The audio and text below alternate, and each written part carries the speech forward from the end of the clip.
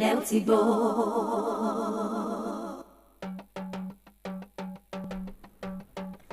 mo kí yín ẹ kú ìyálẹ̀ta o ìròyìn àgbáyé ló ń dé sí ti gbọ́ yín láti ìkànnì vintage 93.7 fm olúwafẹ́ mákindé lóníròyìn amọ́ṣáájú ẹgbẹ́ àwọn kókó tó wà nínú ìròyìn ọ̀hún.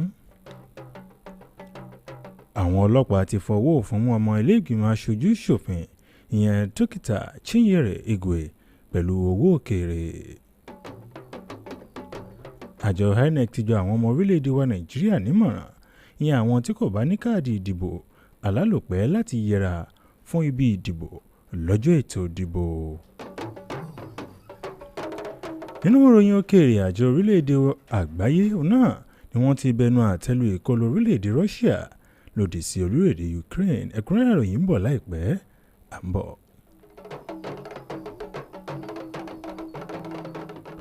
ẹ ṣeun tẹ́ ṣì wá ń bẹ̀. ọmọ ilé ìgbìmọ̀ aṣojú ṣòfin lórílẹ̀-èdè Nàìjíríà ìyẹn dókítà Chinyere Igwe òun náà nílé iṣẹ́ ọlọ́pàá ni wọ́n ti mú tí wọ́n sì mú pẹ̀lú owó ilẹ̀ òkèèrè tí wọ́n dárúkọ iye ẹ̀.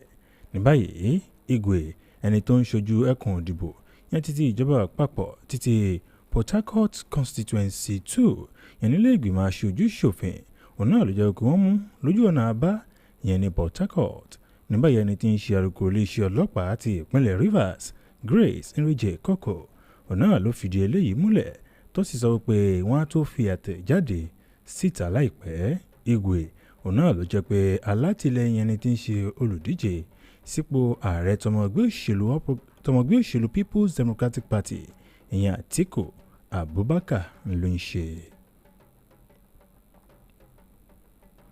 ní báyìí síwájú ètò ìdìbò eléyìí tí ó wáyé lọ́la ẹni tí ń ṣe ọ̀gá àgbà iléeṣẹ́ ọlọ́pàá Usman Alkali Baba òun náà ló ti fi wọ́n ṣọwọ́ ìyẹn àwọn kọmíṣánná iléeṣẹ́ ọlọ́pàá mẹ́ta ọ̀tọ̀ọ̀tọ̀ sí ìpínlẹ̀ Imo. àtẹ̀jáde látọwọ́ ẹni tí ń ṣe alukoro iléeṣẹ́ ọlọ́pàá ti ìpínlẹ̀ Imo Henry Okoye òun náà ló sọ pé bí wọ́n ṣe fi àwọn kọmíṣánná mẹ́tẹ̀ẹ̀ta yìí ṣọwọ́ sí ìpínlẹ̀ Imo ó ní láti ṣe àrídájú ẹ̀ wípé ètò ìdìbò ó lọ ní ìrọ̀wọ́ ìrọsẹ̀. òun náà ni wọ́n mọ̀ ṣe kò kárí ètò ìdìbò ìyẹn tí wọ́n mọ̀ mójútó ètò ààbò lásìkò ìdìbò ìyẹn láwọn ẹkùn mẹ́tẹ̀ẹ̀ta tó jẹ́ ti ìjọba àpapọ̀ ní orílẹ̀-èdè wa Nàìjíríà èyí tó wà ní ìpínlẹ̀ Imo.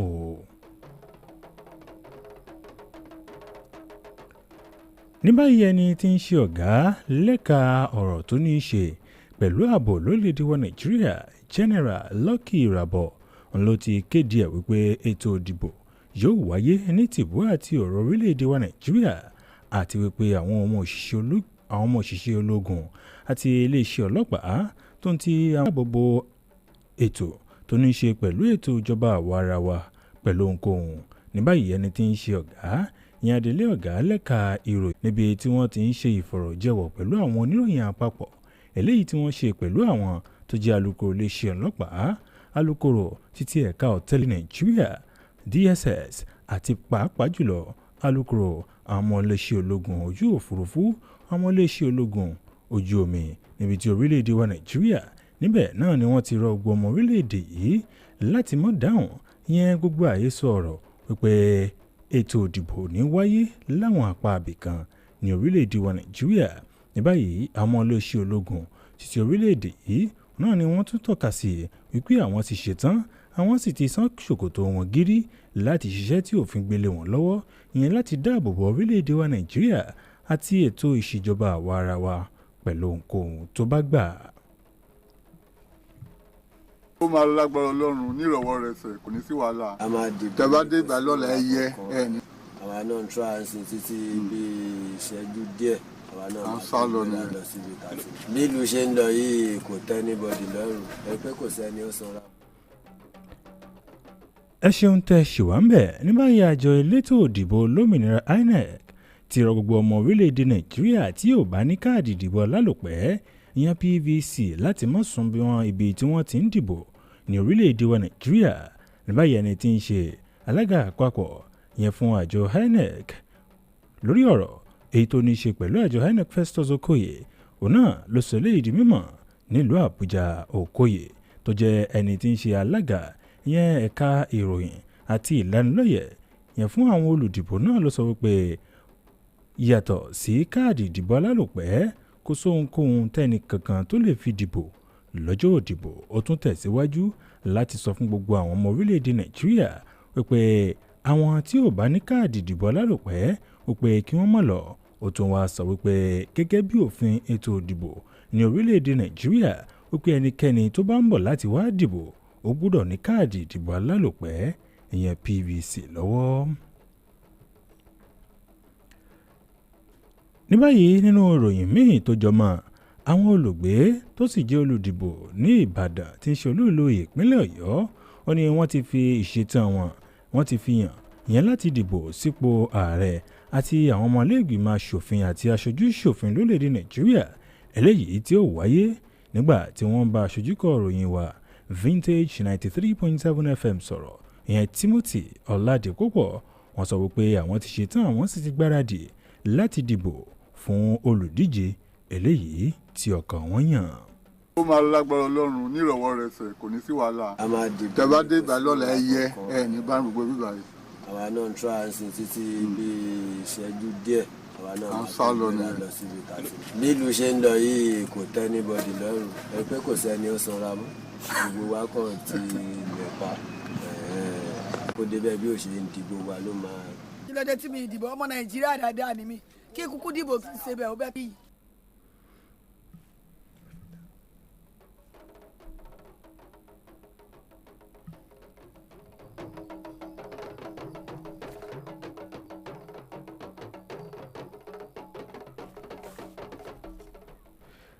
Ẹ ṣeun tẹ́ ṣì wá ń bẹ̀ nígbà yìí ẹni tí ń ṣe amòfin àgbà tó sì jẹ́ mínísítà fẹ́tò ìdájọ́ ní orílẹ̀-èdè wa Nàìjíríà Abubakar Malami òun náà ló ti sọ pé ààrẹ Muhammadu Buhari kò tí ì lu òfin kankan ní orílẹ̀ gbèdéke ìpàṣípààwọ̀ owó náírà. Ní báyìí ẹni tí ń ṣe amòfin àgbà lórílẹ̀-èdè wa Nàìjíríà òun náà ló sọ pé tá a bá ní ká wò ó nípa ọ̀nà òfin ọ̀pọ̀lọpọ̀ nǹkan òun náà ló wà nílẹ̀. Ó ṣe àfikún ẹ̀ wípé ohun tó máa jẹ́ ti àwọn gómìnà ìpínlẹ̀ káàkiri tó ń ti àwọn tó jẹ́ àwọn olóríjorí tí wọ́n ń ṣe ìwádìí pẹ̀lú ẹ̀sùn wípé wọ́n sọ̀rọ̀ tó lè dá wàhálà àti yanpanyanrin sílẹ̀ lórílẹ̀‐èdè Nàìjíríà àti pàápàá jùlọ lórí òfin ìyẹn ìpàṣípààrọ̀ tó ń ti àtúnṣe owó náírà orílẹ̀‐èdè Nàìjíríà òun ló jẹ́ pé àwọn òṣìṣẹ́ pè lòdì sí orílẹ̀‐èdè Russia láti má jagun lòdì sí orílẹ̀‐èdè Ukraine. Ní báyìí ìdìbò láti àjọ ìṣọ̀kan àgbáyé òun náà ni ó ń pè fún àlàáfíà lójú ẹsẹ̀. Tọ́ èyí ló pin ìròyìn àgbáyé láti ìkànnì Vintage 93.7 FM.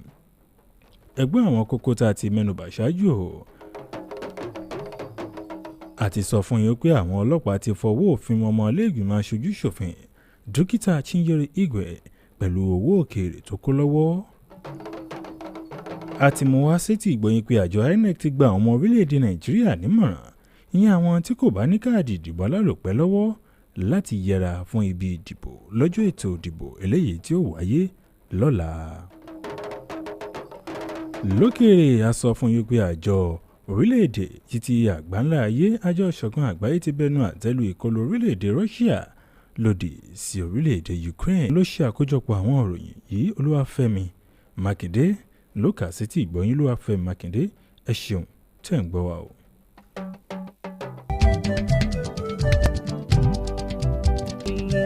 Bí a bá ń sọ nípa rédíò àtàtà ojúlówó alára àgbàyídá rédíò tó ń gbàṣà tí ìṣẹ́gá Vintage 93.7 FM àwa làgbà ó àwa ni bàbá àwa ni bàbá àwa ni bàbá Vintage 93.7 FM ó yàn ó kálẹ̀ kákó.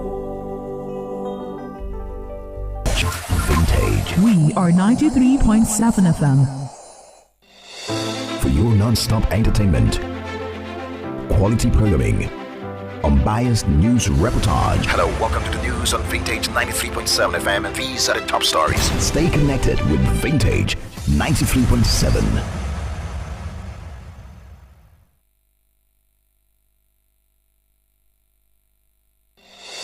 For your non-stop entertainment, quality programming, unbiased news reportage. Hello, welcome to the news on Vintage 93.7 FM, and these are the top stories. Stay connected with Vintage 93.7.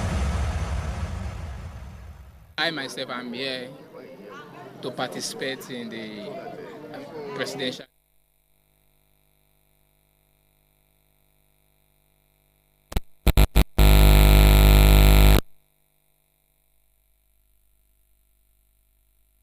Luyole City, we are here. Ibadan. Check us out on 93.7 FM. Vintage. Vintage. Vintage. Vintage. Vintage. Vintage. We are 93.7 FM. At home. In the kitchen. In your office. In your car. Everywhere, wherever, whenever. We got you covered. We are 93.7 FM. Vintage. Vintage is classic. Vintage is culture. Vintage is our heritage. Vintage 93.7 FM. Ibadan. Is your radio on? It better be on. 93.7 FM. Vintage. Radio just the way you want it. Vintage. Vintage. 93.7 FM. Vintage. Good morning and thank you for joining us. This is the Vintage World News on Vintage 93.7 FM. And here are the top stories. Police arrest Rivers State House of Representative member Dr. Currency. INEC advises Nigerians without permanent voter cards to stay away from the polling unit on election day. And on the foreign scene, United Nations condemns Russia invasion against Ukraine. And those were the headlines. Details coming shortly. I am Patience Udo. A member of the House of Representatives, Dr. Chinyere Igwe, has been arrested with an unspecified amount of foreign currencies.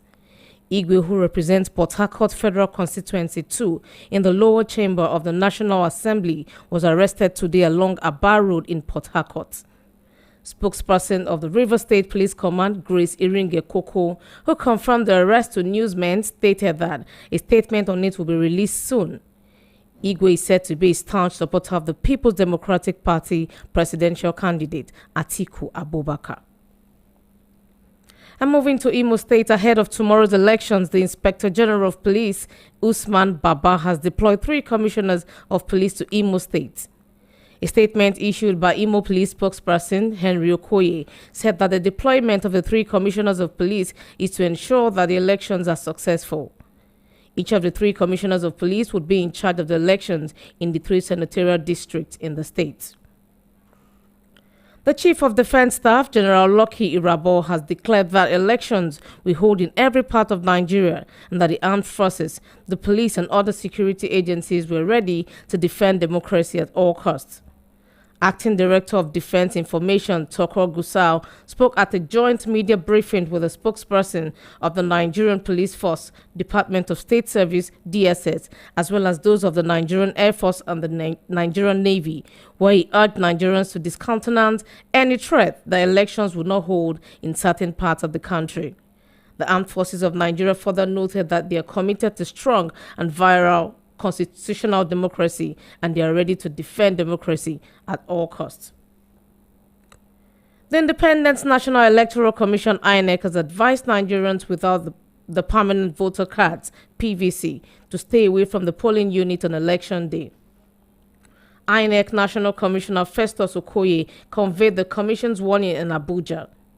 Okoye, who is the Commission's chairman of Information and Voter Education Committee, said no any other means of identification would be used on election day other than the PVC.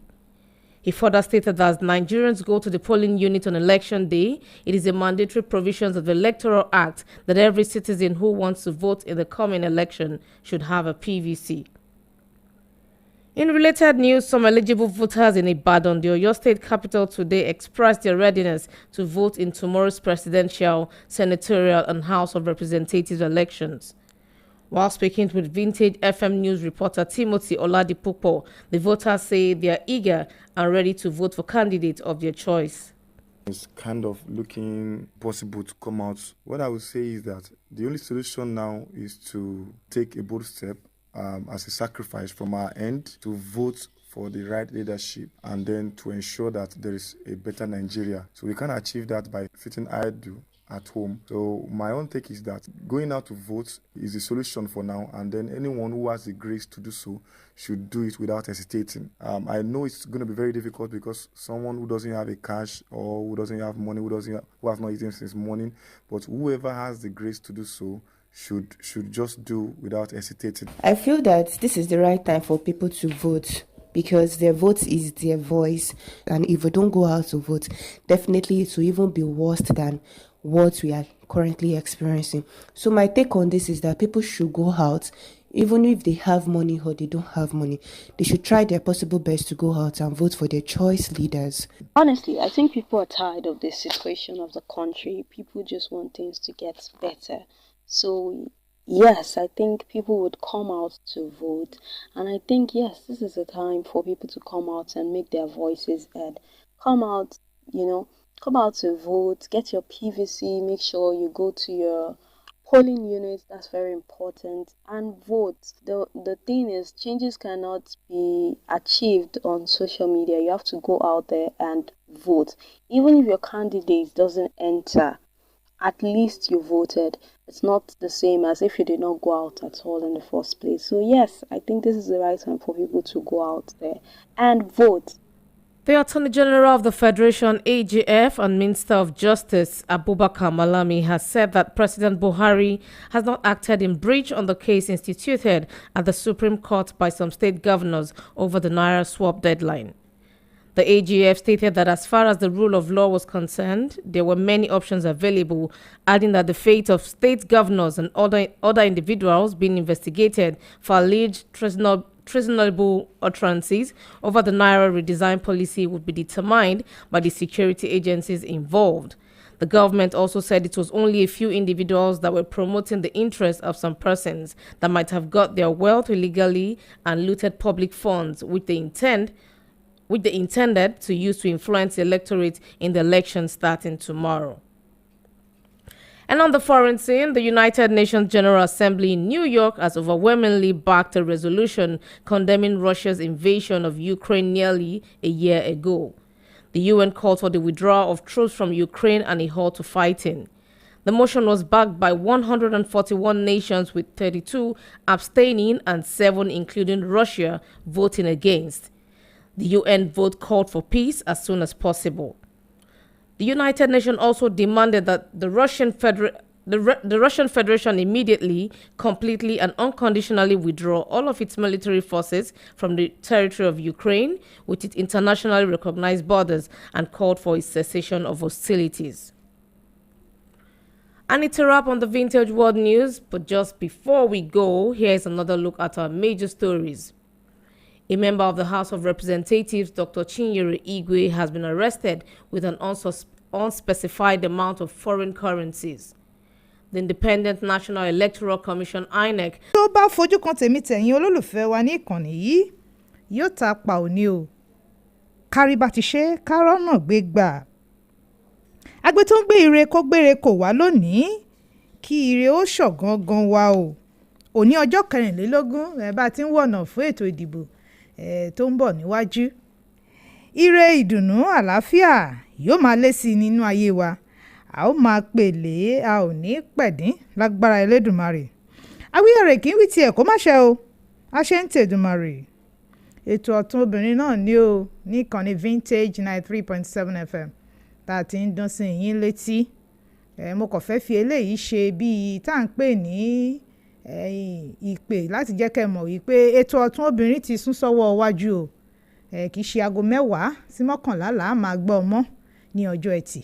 Ṣùgbọ́n tó bá ti di ní ọ̀sẹ̀ tó ń bọ̀ lágbára Elédùmarè tó bá máa fi di aago 12 orokogo ìta ń pè ní ọ̀sánpọ̀ gárígárí ọmọ anífowóṣe alábíà ẹ̀wò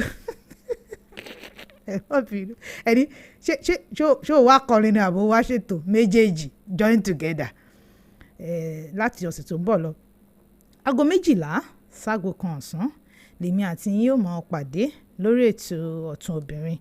kẹ́ má wò pé mi ò sọ fún yín tẹ́lẹ̀ ẹ má bínú mo mọ̀ pé àwọn kan ti wà tán ti dúró pé ètò ọ̀tún obìnrin ibo ló wà òun náà rèé o aago 12 ságo kan ni lágbára Elédùmarè lèmi àti yín yóò pàdé tá a máa sọ̀rọ̀ níbi tí lórí ètò yìí ẹ ti mọ̀ bí a ti ń kọ́ra wa fún àwọn tó ṣẹ̀ṣẹ̀ darapọ̀ mọ́ wa à ń kọ́ra wa à ń bára wa wí à ń gbóríyìn fúnra wa abala méjì lètò yìí ní bó ti yẹ pé lónìí àlábala kankan tá a gbé yẹ̀wò abala méjì ló ní abala àkọ́kọ́ la ń kọ́ra wa lẹ́kọ̀ọ́ à ń wòra wa nínú dígí ní abala kejì jẹ́ ká jọ gbé yẹ̀wò àlejò ń wà lórí ètò èmi àti yín la yọgọ rò pọ̀ ní ọ̀sẹ̀ tó kọjá tá yọgọ sọ dáadáa tó kúnná ṣùgbọ́n ní tòní èmi àti yín á kàn gbé àwọn nǹkan kan yẹ̀wò ni gẹ́gẹ́ bí obìnrin níbi a ti ń ṣàpérò mo wá dúpẹ́ o lọ́wọ́ àwọn ìgbìmọ̀ àtàláṣẹ bí ẹ ti ń tò ó yóò mọ̀ ojú yín ṣe o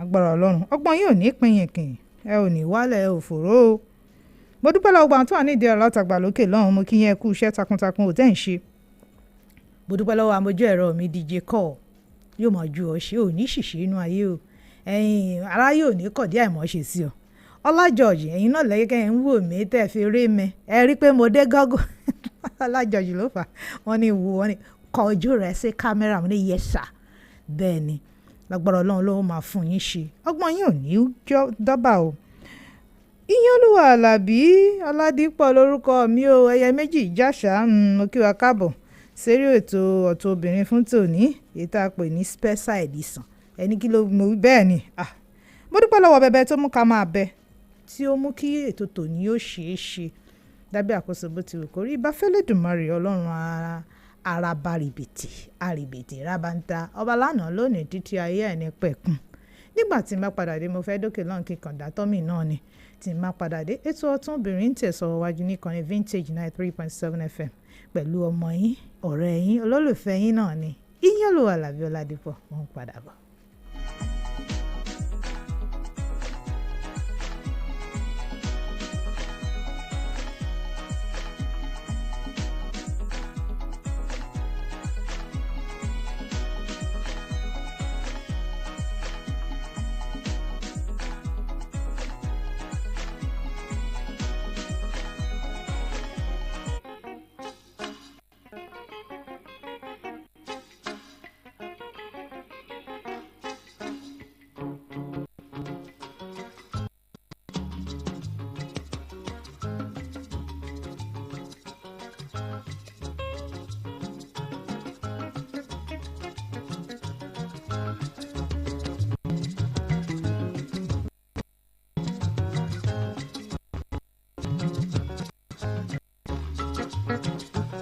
bẹ̀rẹ̀ ohunkóhun sẹ́wọ́ afẹ́fi tolúwa síwájú.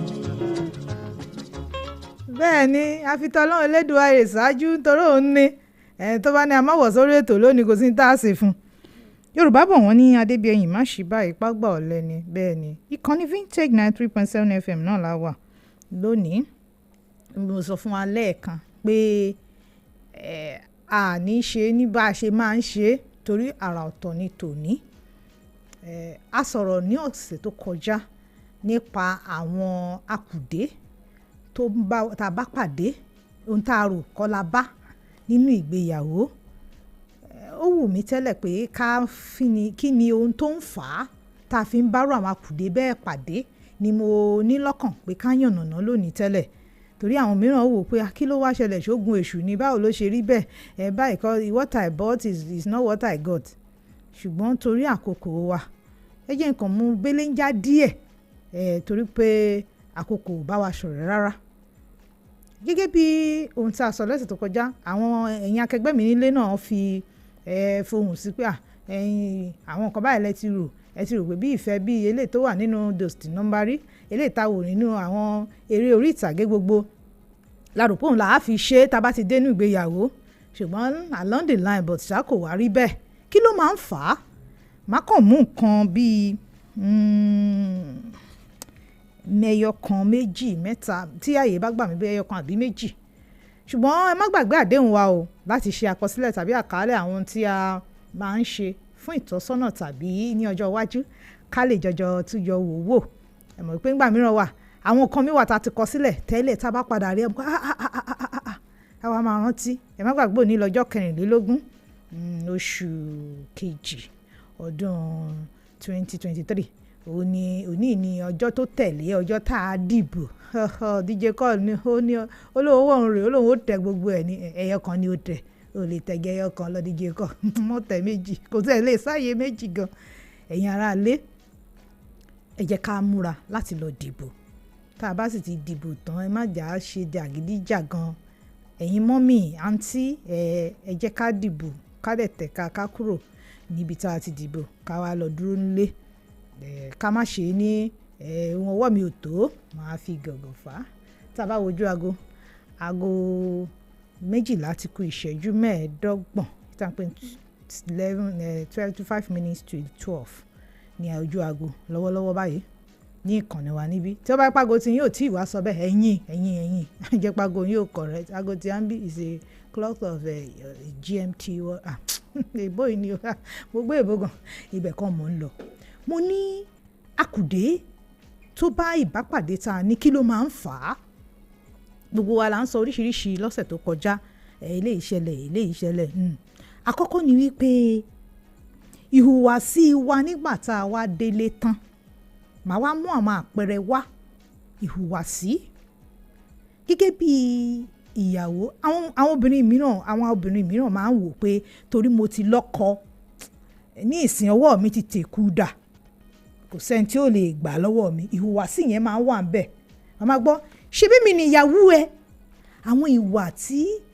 ó jẹ́ pé nígbà tá a wà lọ́nà tá a bá wa wípé má ṣe báyìí tí ò ní ọ̀tọ̀ dẹ̀ ni o ṣùgbọ́n torí pé bìlì pé kì í ṣe òun nìkan náà ń fẹ́ sọ́nà ń gbà yẹn yóò gbà á ṣùgbọ́n nígbà tó ti wá délé tán tó sì mọ̀ pé yẹ́sìkẹ́ òun ti di Mrs.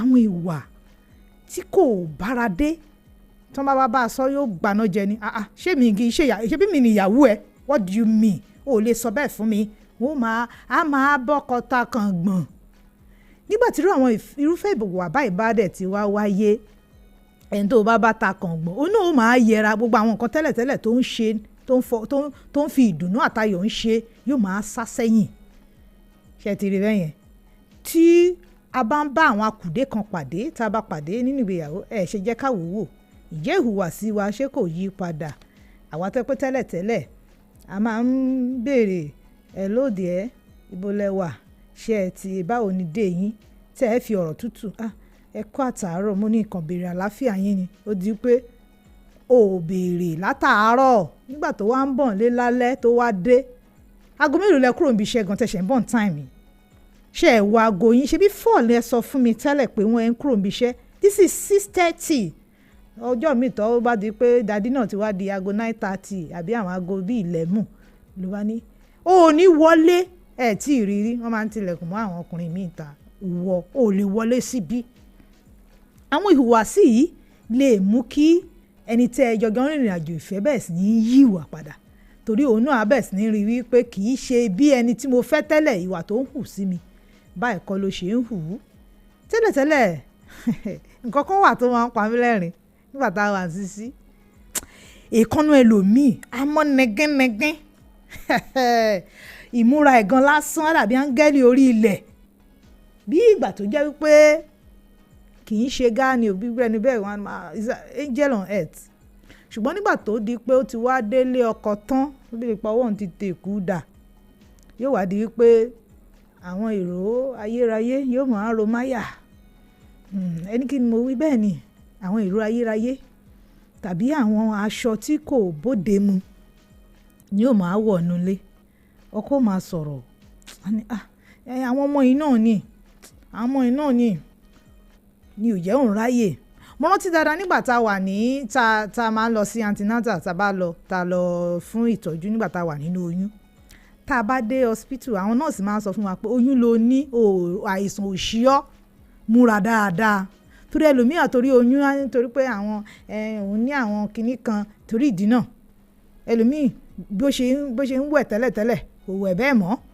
nítorí wàhálà ìpọ̀ bẹ́ẹ̀ náà ni bí ó ṣe ń tọ́jú inú ilé tẹ́lẹ̀tẹ́lẹ̀ tí gbogbo inú ilé ó mọ ọrùn táwọn òórùn dáadáa ó máa wá ẹlòmíì á sì jẹun ibi tó ti jẹun náà ni abọ́ tó fi wẹwọ́ lórí tábìlì ńbẹ̀ náà ló fi ilẹ̀ sí gbogbo àwọn ìwà wọ̀nyí yóò mú kan mọ́ ọ̀sá fún ọ wà kàn decide wà kàn rí i pé gbogbo ibi tó máa mú ẹ lọ tẹ́lẹ̀ yẹ kàn lóhùn ò mú ọ lọ mọ́ ni. à ń sọ̀rọ̀ nípa ohun tó máa ń fa àkùdé àwọn ohun tó yẹ pé bí a ṣe wò pé a máa gbádùn nínú ìgbéyàwó wa tẹ́lẹ̀ tàwa rí i pé ó dédé ó ń sún gẹ́gẹ́ bí obìnrin mú ní ká bára wa sọ̀rọ̀ dó ohun tí mò ń sọ yìí ìgbà mìíràn wà àwọn míì ò rí bẹ́ẹ̀ o ṣùgbọ́n ó sábà tá a bá gbé lórí òṣùwọ̀n 10 ohun tí mò ń sọ 8/10 ni. àti rí àwọn èèyàn rí tẹ́ pé nípasẹ̀ ìhùwàsí wọn òun ni ọkọ wọn fi rò wípé kóun má wulẹ̀ máa wálé torí òun ò lè fa wàhálà bíyá nípasẹ̀ pé tí wọ́n bá ti sọ̀rọ̀ ẹyọ kan wọ́n ti gbóhùn sókè róróró wọ́n bẹ̀ sí ní sọ̀rọ̀ ọkùnrin mi àwa wò pé kàkà tóun ó fi dúró ńlé tóun máa rojọ́ ó dáa kóun kúkú dúró ń tà kóun má wulẹ̀ wá sí ilé. ìkànnì vintage lẹ́tí ń gbọ́ wa lórí ètò ọ̀tún obìnrin gẹ́gẹ́ bí mo ṣe sọ fún wa lọ́sẹ̀ tó ń bọ̀ aago 12 lèmi àti yóò ní ìpàdé lórí ètò yìí tá a jọjọ sọ̀rọ̀ dáadáa. tẹ́ ẹ bá fẹ́ bá mi dọ́rẹ̀ẹ́ lórí ojú òpó Facebook Ìyìnolúwa Àlàbí ní kẹ́ẹ̀kan wá kẹ́ ẹ bá ti tẹ Ìyìnolúwa Àlàbí lórí Instagram Ìyìnolúwa 33 lẹ́ẹ̀tì bá mi pàdé lẹ́ẹ̀tì èmi àti yín tá a jọjọ rò pọ̀ dáadáa fún àǹfààní pé ẹ fẹ́ polówó ohun tẹ̀ ń ṣe tẹ̀ ń ta tèmi àti yín ó jọjọ sọ̀rọ̀ tí a fi mọ̀ bá a ṣe ṣe 0909280600602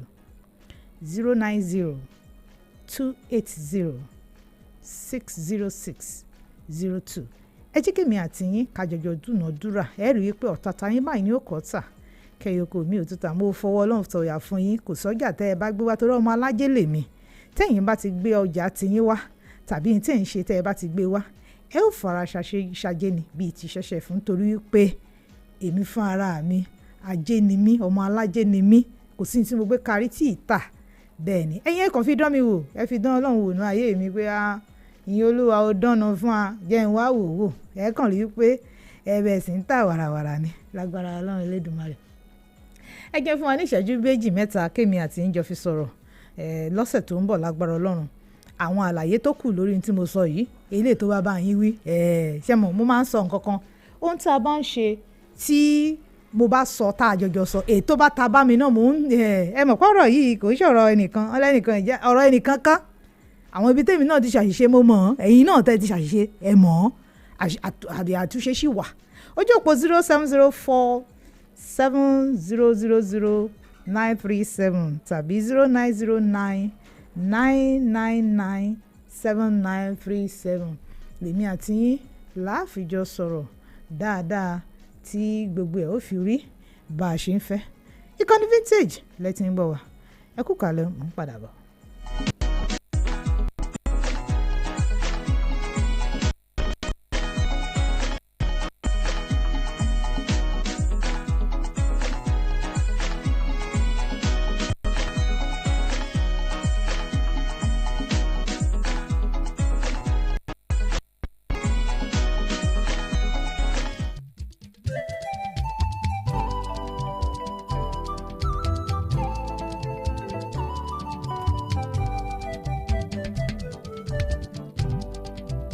ẹ jẹ́ ká jùmọ̀ ká gbé e lárugẹ àrà ò gbọ́dọ̀ kú sí wa nínú ògo ilẹ̀ yìí ò gbọ́dọ̀ bàjẹ́ àjogúnbá wa o ogún ìbí wa ni. bí a bá ń sọ nípa rédíò àtàtà ojúlówó alára àgbà. ibi tẹ́ ẹ máa ń kó wa rèé. lójì ọdún kọjá sẹ́yìn. ó dá àtúnkìn ó pé ẹ kú àsìkò yìí ẹ káàsán ẹ káàárọ̀ ní gbogbo ti ọwọ́jà kànnì vintage 93.7 FM tó bá dé ní ọ̀sán tòní bó bá jẹ́ ọ̀sán lẹ́yìn wà tẹ́ ti ń gbọ́ wa ẹ mọ̀ káàsán bó bá jẹ́ àárọ̀ lẹ́wà tẹ́ ti láǹfààní àti mọ́ gbọ́ wa ẹ káàárọ̀ ẹ kú ojúmọ́ wo bó bá jẹ́ lálẹ́ wà ẹ káalẹ́ ṣé àlàáfíà ni. gẹ́gẹ́ bẹ́ẹ̀ ṣe mọ̀ wípé ètò ìdìbò sípò ààrẹ àti ilé ìgbìmọ̀ aṣòfin ní orílẹ̀-èdè wa Nàìjíríà ní ètò ìdìbò tá à ń sọ 2023 February 25 2023 wípé yóò wáyé ó ti dé o ọ̀la ní ètò ìdìbò sípò ààrẹ àti ilé ìgbìmọ̀ aṣòfin kẹ́sì máa wò ó ẹ rí wípé onírúurú òun náà ní ìpolongo látọ̀dọ̀ àwọn ẹgbẹ́ òṣèlú lóníranran tó jẹ́ wípé wọ́n ń polongo bò wípé àwọn náà fẹ́ díje o wípé àwọn náà fẹ́ díje dupò gẹ́gẹ́ bí ààrẹ ní orílẹ̀-èdè wa Nàìjíríà. Àwọn olójú ìwòye wọ́n sì sọ wípé ètò ìdìbò yìí yóò ran ìpín tó ń ti àyànmọ́ orílẹ̀-èdè wa Nàìjíríà yóò ràn lọ́wọ́ torí pé ó fẹ́ jọ bí ẹni pé àṣírú ẹ̀ rí ní orílẹ̀-èdè yìí. À ń kí yín káàbọ̀ situation room wa rèé bí nǹkan ṣe ń lọ sí a sì fi ń gbára yín dì fún ètò ìdìbò eléyìí tá a ṣe ó bá ilé di ọ̀la ọjọ́ àbámẹ́ta. Olúwafẹ́mi Mákindé ló kọ tèmi mú kí yín ẹ kú àsìkò èmi nìkan kọ́ ni màá ṣe lónìí àwọn onífìrìfìntìn àwọn náà ń bẹ ń bí Gbénga Gbéngúlò. Femi, how are you? Mo wà pa o lọ́wọ́ Ọlọ́run mo wà ń tèmi. Thank you very much for joining us this afternoon. And I'm using this medium to say good afternoon to everyone, wherever you are listening to us. This is Vintage 93.7 FM.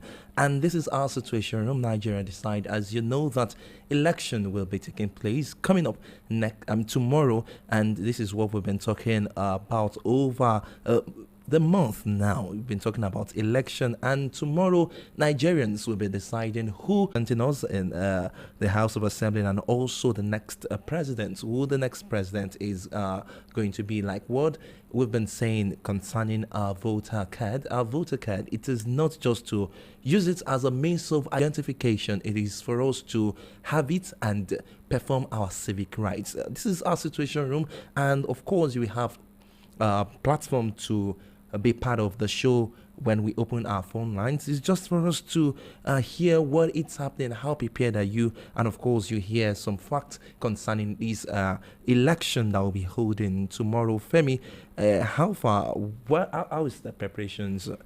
À ń wò ó pé ọ̀pọ̀lọpọ̀ àwọn èèyàn náà ni wọ́n ti ń gbáradì ọ̀pọ̀ àwọn èèyàn nínú ìròyìn tá a kà nínú ìròyìn Vintage 93.7 FM tá a kà nínú ìròyìn ìyálẹ̀ta tá a kà a sì gbóhùn àwọn èèyàn àwọn aṣojúkọ ìròyìn wa náà àwọn náà jáde a sì gbóhùn àwọn èèyàn wọ́n sì bá wa sọ. ẹ má jẹ́ á dìbò síbẹ̀ o torí pé àyànmọ́ tó ń ti ìlọsíwájú orílẹ̀-èdè wa Nàìjíríà fún bí ọdún mẹ́rin eléyìí tí ń bọ̀ ọwọ́ wa ló wà. Nọ́mbà ẹ̀rọ ìbánisọ̀rọ̀ tí ẹ pè sí lẹ́yìn tá a bá ti ṣí ojú òpó òun náà ni 0909 9997 937 0909 9999 937. Ó bá sì wù yín kẹ́ ẹ pé ẹlẹ́ẹ̀kejì 0704 7000 937 0704 7000 937. Ó dà Gbénga látọ̀dọ̀ jáwó nọ́mbà ẹ̀rọ ìbánisọ̀rọ̀ táwọn èèyàn tí wọ́n pè sí. All right, don't forget you can be part of the show by calling 0704 7000 937 070 7000 937 or 0909 9997 937 0909 9997-937. These are the numbers you can call to be part of the show. Tomorrow, election will be holding as what we have from INEC now. And the information we got from INEC or platform now is that the election process is at 80% now presently because the sensitive materials have been distributed. The security operatives have mobilized their men for the maximum security. And talking about security, Femi, tomorrow there will be no movement of a vehicle from 12 a.m. till 5 p.m. Tó bá ti di aago méjìlá lóru òní kò ní sí lílọ bíbọ̀ ọkọ̀ àbí èèyàn pé ẹnìkan wá ń fẹsẹ̀ rìnrìn àrè káàkiri kò sí títí di aago 5 àbí Gbénga títí di aago 5 ìrọ̀lẹ́ ọ̀la láti aago méjìlá òru títí di aago 5 kò sí lílọ bíbọ̀ gbogbo èèyàn kan wá ń fẹsẹ̀ gbálẹ̀ torí kí ètò ààbò nídìí ètò ìdìbò kó lè fẹsẹ̀ rinlẹ̀ náà dáadáa ni.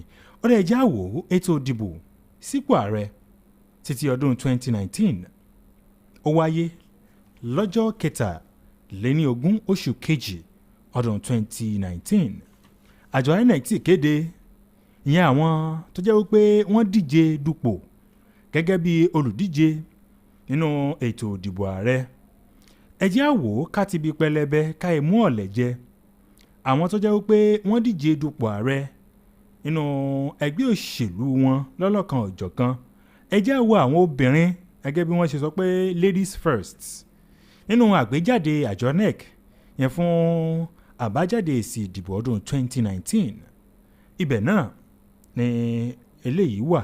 ibẹ̀ ni wọ́n ti fi síta obìnrin bá wo ẹlẹ́ẹ̀keje the seventh serial number 7 Ezekwesili Obiageli Catherine obìnrin ni ó díje dupò lábẹ́ àbúradà ẹgbẹ́ òṣèlú ACPN nígbàtí yóò sì rí ìbò 7,223 òun ló ní obìnrin àkọ́kọ́ tèmi ó mẹ́nu bànú. ẹ jẹ́ tún wo obìnrin ẹlẹ́ẹ̀kejì serial number 23 nínú àgbéjáde àjọ INEC. serial number 23 nínú àgbéjáde àjọ INEC a ní Angela Johnson inú ẹgbẹ́ òṣèlú AUN ó ní ìbò tó jẹ́ 1,092 ó ní ìbò tí òun ní tiẹ̀. bá a bá lọ sókè lọ́hùn náà tá a bá padà dé á tẹ̀ sí ọwọ́ iwájú. orílẹ̀-èdè Nàìjíríà pinnu ètò ìdìbò tọdún 2023 ẹ gbọ́ ṣe ti ṣetán. ọmọ Nàìjíríà níbo là ń lọ.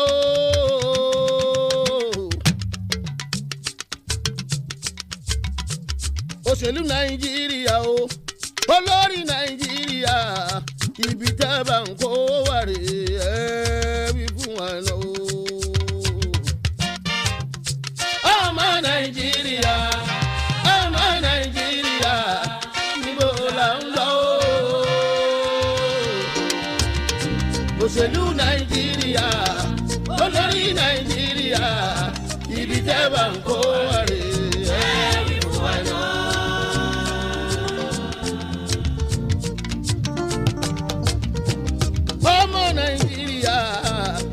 ọmọ Nàìjíríà níbo là ń lọ. òṣèlú Nàìjíríà olórí Nàìjíríà ibi tá a bá ń kó wà rè é wí fún wa náà. ọmọ Nàìjíríà níbo là ń lọ. òṣèlú Nàìjíríà olórí Nàìjíríà ibi tá a bá ń kó wà rè é wí fún wa náà.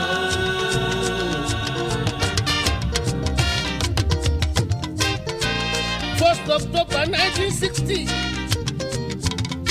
tó fún wa ní independence tààlà gbòmìnira ọdún mẹ́ta lẹ́yìn yẹn precisely 1963 wọ́n fún wa ní Federal Republic of Nigeria. gbogbo wa ń jó àwa ń yọ o pàtí bọ́ọ̀lù pẹ̀lú o. olórí Nàìjíríà òṣèlú Nàìjíríà ẹ sọ fún wa ní ìgbẹ̀yìn òmìnira ni. ọmọ Nàìjíríà níbo là ń lọ. òṣèlú Nàìjíríà olórí Nàìjíríà ibi jẹ́ wọn kó wáyé ẹ̀yìn wáyé.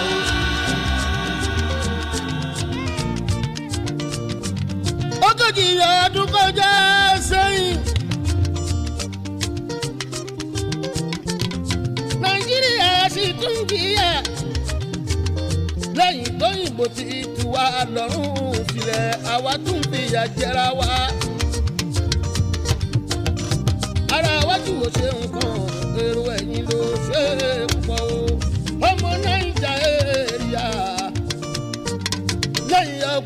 kò farada àtúndéwé yá. ọmọ nàìjíríà níbo là ń lọ. ọmọ nàìjíríà ẹ gbọ́ ibo là ń lọ ó di ọwọ́ wa o torí pé ètò ìdìbò sípò ààrẹ ẹni tí ó tukọ̀ ìṣèjọba láti ìgbà tí wọ́n bá ti gbé agbára fúnra wọn ìyẹn ní May 25 kọ́ nìyẹn Gbénga wọ́n bá ti gbé agbára fúnra wọn ní May tí ààrẹ Muhammadu Buhari wọ́n bá ti gbé agbára fún ẹni tí ìlú bá yàn ní orílẹ̀-èdè Nàìjíríà ọwọ́ wa ló wà ẹ má jẹ́ ká wọn dágun lá pé ọkùnrin tí mẹ́ta máa mú irọ́ your votes will count ẹ jẹ́ ká fi ìbò wa ẹ jẹ́ ká fi sọ̀rọ̀ Gbénga. Yeah, looking at the votes we count, let me pick it up from there. You know, someone was actually saying that a lot of people would say that will not vote because my vote will count. Then the question is, which vote have they been counting? And if you want to change the narrative, you have to participate in this coming election. Before we went on that break, we were talking about female participation in election, especially for those people that contested for the position of a presidency in Nigeria. Femi, you were able to mention two the other time. Yeah, I have Rabia Yasar Hassan. That is from NAC. She's also a woman who had the total vote of 2,279, and also Atun Ejide Eunice. That's Uche Juliana. She's also a woman from NIP. She also has 2,202 48 votes. That is actually looking at women in politics and looking at what we have now. We have like almost, let's say, I think we have 4 or thereabout last year. But this year, it appears as if we have just one woman representing, vying for that position. And is it about gender now? Because some quarters will say that, okay, women gender, we want to say that, okay, they are not given the opportunity. But it is not just about the opportunity now. It is about you just going for your primaries and your political party. And if you won the part, then the next thing is for you to come out there and see if Nigerians really would want to vote for. Tábà tí ẹ̀ ń sọ̀rọ̀ nípa kí wọ́n díje dupò ètò ìdìbò abẹ́nú nínú ẹgbẹ́ òṣèlú wọn kọ̀ọ̀kan ìbéèrè ni pé owó tí wọ́n ti ń gbà fún fọ́ọ̀mù nomination form ṣé kò pọ̀ jù ṣé kò pọ̀ jù ṣó tiẹ̀ máa ṣe ìwúlórí fẹ́nìkan láti sọ pé kóun wá ra fọ́ọ̀mù nígbà tó bá ń lo ẹgbẹ̀lẹ́gbẹ̀ mílíọ̀nù náírà. 100 million to get a form. But someone had actually said that if you are going to lead Nigeria, that money shouldn't be a problem. Of course, we've heard people that bought the form say that it's bought for them. We've seen group of farmers, group of these that gather the money and bought it for them. And that is like a signal that, okay, if we want you there, then let's come around, let's come together to get you this form. So for me, I think, okay, if it's the money, it's on the high side, and there is opportunity to raise the money, to get the money from groups and people to support. Let's see, it's a way to go if it's not yet looked into. Anyway. Ó dáa nínú àwọn tí wọ́n tún díje dupò gẹ́gẹ́ bí ààrẹ nínú ètò ìdìbò sípò ààrẹ tọdún 2019. Òun náà ni ipò kínní ló wà nínú àkójọpọ̀ àjọ INEC, ìyẹn list tí wọ́n gbé jáde nígbà tí wọ́n kéde èsì ìdìbò. Òun náà ni Ọ̀ṣítẹ̀lú Isaac Babátúndé, ọkùnrin lòun tiẹ̀ nínú ẹgbẹ́ òṣèlú Party A bóyá kọ́ọ̀dù kọ́nù. Ó dẹ̀ ní 19,219 votes. Ọ̀yá ẹlẹ́ẹ̀kejì yá mọ́ ọmọ báwọn. Abdulrasheed Hassan Baba from the Party AA, he had 14,380 votes. A ní Ọmọyẹlé Sowore nínú ẹgbẹ́ òṣèlú AAC, ó ní 33,953 votes. Who is also still contesting for this coming up election. Yeah. We have Shikpi Moses Godia, and that's from ABP, 4,523 votes. Ani Chike Ukiagbo nínú ẹgbẹ́ òṣèlú AAP òun dẹ̀ ní 8,902 votes nígbà tiẹ̀. Malafia Obadiah from ADC 97,874. a ní Nwoke Afọ Ikechukwu Ndubisi láti inú ẹgbẹ́ òṣèlú ACD òun ní 11,325 votes. And we have Chief Umenwa Godwin from Agap, okay, and that is 3,071 votes. a ní Yabage Sani Yusuf láti inú ẹgbẹ́ òṣèlú ADP òun ní 54,930 votes. Obaje Yusuf Ame, ANDP, 3,104 votes. Dúrótóyè Adétòkunbọ̀ Olúfẹ́lá ẹgbẹ́ òṣèlú ANN 16,779 votes. I think Dúrótóyè has stepped down. I think for this forthcoming election. Okay, Shitu Moshood Ashiwaju from ANP has 3,586 votes. a ní Fasao Tọ́pẹ́ Kọ́ládé láti inú ẹgbẹ́ òṣèlú ANRP 4,340 votes. Ibrahim Ali Hassan from APA 36,866. Ààrẹ Muhammadu Buhari òun ló gbígbà orókè nínú ètò ìdìbò ọdún 2019 sípò ààrẹ láti inú ẹgbẹ́ òṣèlú All Progressive Congress. 15,191,847 votes. And Shitu Mohammed Kabir has from APDA has 26,558 votes. Bákan náà, a ní Gibar John Wilson Tewase láti inú ẹgbẹ́ òṣèlú APGA 66,851 votes. Uche Chukwu Ikiagwono láti inú ẹgbẹ́ òṣèlú APP òun ní 3,585 votes. Dara John from ASD 2,146 votes. Bákan náà, láti inú ẹgbẹ́ òṣèlú AUN a ní Angela John òun ní 1,092 votes. David Esosa Izeyamu from BNPP 1,649. Bákan náà, a ní àtìmú Abba Lewis ó ní 1,111 votes. Ojinika G. Gefe Chinse from CC 2,391 votes. A ní Ethim Emmanuel Ishe láti inú ẹgbẹ́ òṣèlú CNP òun ní 1,874 votes. Ukonga Frank DA and he has 2,769 votes. Bákan náà ní Awóṣọlá Williams Olúṣọlá láti inú ẹgbẹ́ òṣèlú DPC òun ní 5,242 votes. Osakwe Felix Johnson from DPP has 14,483. Ó dá àwọn èèyàn wọ́n ti sọ̀rọ̀ lórí ọ̀pọ̀lọpọ̀ àwọn ohun tó ní ṣe pẹ̀lú ètò ìdìbò, gbogbo ohun tó ní ṣe pẹ̀lú ìgbáradì, gbogbo ohun tó ní ṣe pẹ̀lú ìgbáradì àjọ INEC, ìgbáradì àwọn gan fúnra wọn. Wọ́n sì sọ àwọn aṣojúkọ̀ ìròyìn wa ẹ̀ka ìròyìn yẹn newsroom wa wọ́n sì sọ̀rọ̀ wọ́n ṣiṣẹ́ takuntakun lórí ẹ̀. Ẹ jẹ́ á gbọ́ tá a bá lọ tá a bá padà dé àti àwọ̀ iwájú bí nǹkan ṣe ń lọ rèé láti ìkànnì Vintage 93.7 FM. All right, we're going on.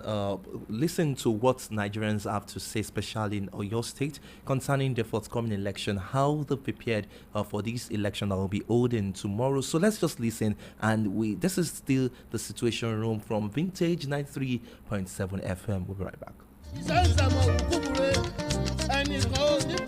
The 2-year extension is okay, it's good. At least till from now till April, we might have organized ourselves. But the way banks, especially First Bank, they are not giving out cash to their customers. It's unfair. The bank will say there's no money. They didn't give them money. So I don't have any access to 200 naira notes. As touching the 200 naira notes, It's not yet circulating. In fact, I don't think I've even set my eyes on it, the note itself. But even the old note that was meant to be extended can't really have access to much of it, and then it's really affecting a whole lot of things, and then it has brought a lot of persons into a state of need, desperation. You will come here by 5:30, by to 6, you will not still go back home with money. The 200 note is not circulating and is not yet seen as the best solution for the problem at the moment. Federal government, they are treating us the way they are not supposed to.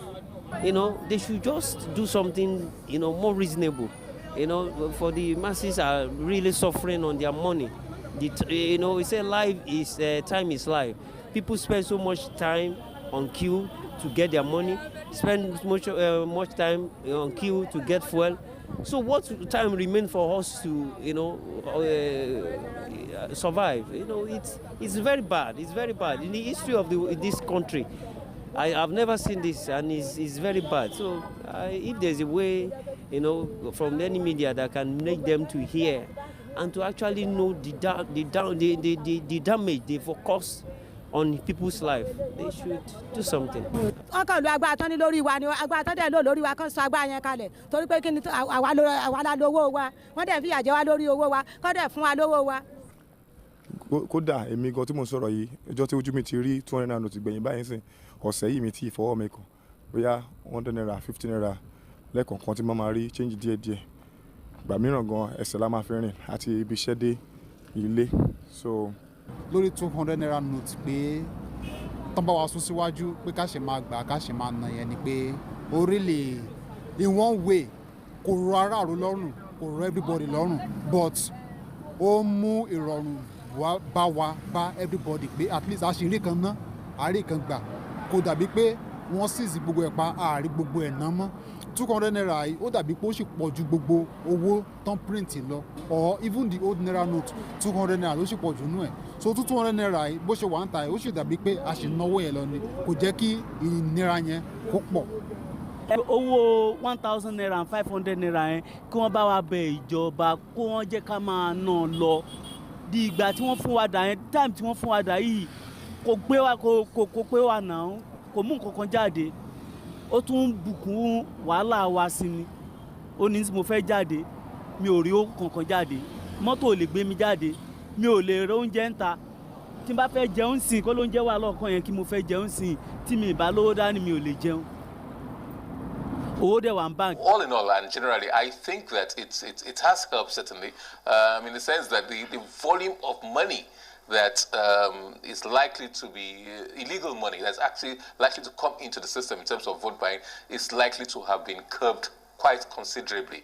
And it seems when, as somebody once said, when the politicians or the political class are desperately clamoring for a policy, then you know that it probably it's good for them, but probably isn't good for the majority of Nigerians, the majority of citizens. I don't think the volume of money is restricted, and the political class have learned their lessons, and from stories we've heard, I cannot verify those stories, that a lot of illicit money had been moved in the past couple of months. Some people say up to a year. Money has been moving and stacked in safe houses, and I think most of that will now be useless to those who had hoped to use them to buy votes. I myself am here to participate in the presidential election, which is commencing tomorrow, being 25th February 2023. So, by the special grace of God, we hope that we collectively and from our individual perspective and collectively, we have to carry out the job, which is one of the civil rights of every Nigerian youth, be it old or young. So we are here today for the election exercise and not to vote. We want to participate. We want to work with INEC as core members.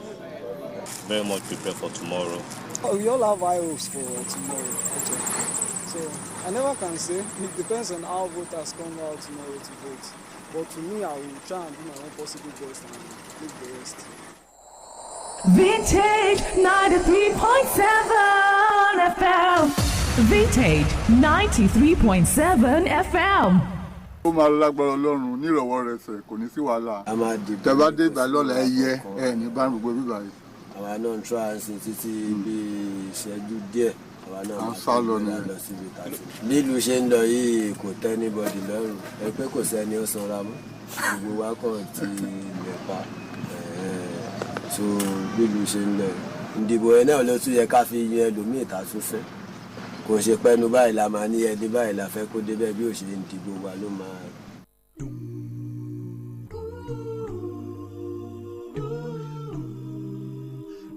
àsìkò ti tó ìyà ti jẹ wá púpọ̀ dìde ká jáde ká lọ dìbò ẹni tó máa tún nàìjíríà ṣe mo dẹ̀ mọ̀ pé àwọn èèyàn máa jáde wọ́n máa dìbò ó dá mi lójú gan pé àwọn èèyàn máa jáde wọ́n máa dìbò. lóòótọ́ ó gbẹ̀ tí bó ṣe rí ṣùgbọ́n ẹni tó bá ní oore ọ̀fẹ́ kó lọ láti dìbò a lè jókòó tẹ́tẹ́rẹ́ ká sọ pé torí ìlú ò dáa kò sóúnjẹ kò sí kinní ká máa ṣe ẹ̀tọ́ wa gẹ́gẹ́ bí ará ìlú ó ṣe pàtàkì fún wa láti lọ dìbò ká bàa lè yan ẹni tí ó máa lè mú wa kúrò nínú làásìgbò àti wàhálà tí a wà nínú ẹ̀ ó ṣe pàtàkì fún oníkálukú láti rí i pé àwọn dìbò ẹni tó bá ní oore ọ̀fẹ́ láti jáde tó bá lówó láti lọ kó lọ láti dìbò. kí àwọn ènìyàn kan tún yáyà jáde láti lọ dìbò ní ọjọ́ sátidé torí wípé ẹnu ò ṣe bẹ́ẹ̀ ni ìbò wa òun dẹ̀ ní ohun wa kí ẹ jẹ́ kí a jáde ká lọ dìbò ká má sọ wípé security kinní kan nǹkan tó yẹ kó ṣẹlẹ̀ ni wípé ká ní positive mind about those things and tá bá ní positive mind ó máa rọrùn fún wa láti lè bọ́ síta láti dìbò.